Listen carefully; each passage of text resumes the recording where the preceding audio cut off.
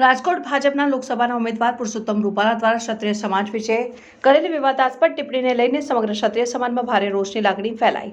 સાથે સમગ્ર ગુજરાતમાં ક્ષત્રિય સમાજમાં ઠેર ઠેર પુરુષોત્તમ રૂપાલા વિરોધ કરવામાં આવ્યો।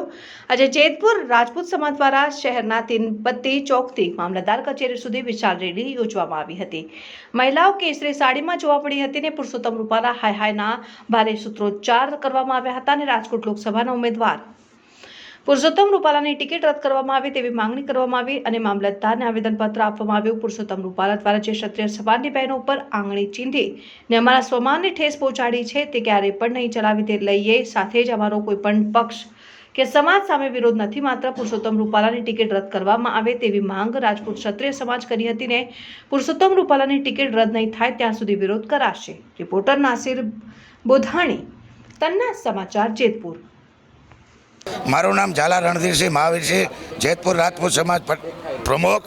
અમારી સાથે કાટી ક્ષત્રિય સમાજ, આટી ક્ષત્રિય સમાજ, પટેલ સમાજ, બ્રહ્મ સમાજ, સાધુ સમાજ, બારોટ સમાજ, ગઢવી સમાજ, 18 સમાજ અમારી ભેગા છે અત્યારે। અને અમારી એક જ માગ છે કે પુરુષોત્તમ રૂપાલાની ટિકિટ કપાવી જોઈએ।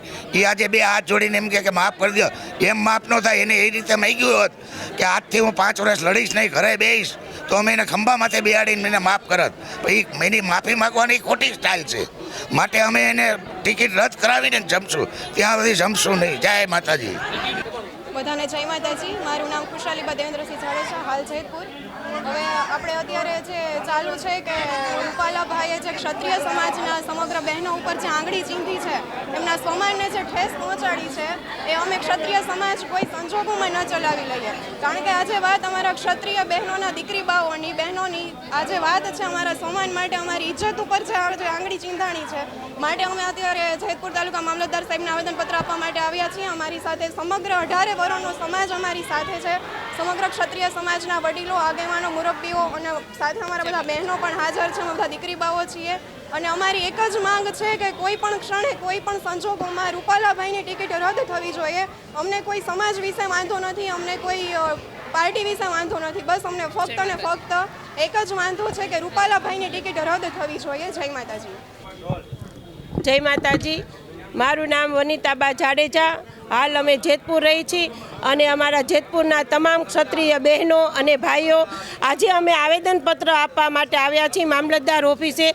જે રૂપાલા સાહેબે વાત કરી, રોટી બેટીનો વ્યવહાર રજવાડામાં થતો હતો, એ એમની ટિપ્પણીથી અમારો ક્ષત્રિય સમાજ ખૂબ નારાજ છે।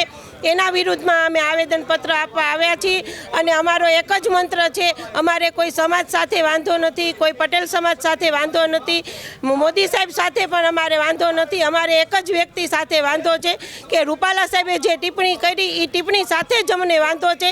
એના વિરુદ્ધમાં આજે અમે આવેદનપત્ર દેવા આવ્યા છીએ અને અમે આ લડત લડશું જ્યાં સુધી રૂપાલા સાહેબની ટિકિટ રદ નહીં થાય ત્યાં સુધી અમારો આ જે રોષ છે એ ચાલુ જ રહેશે। રૂપાલા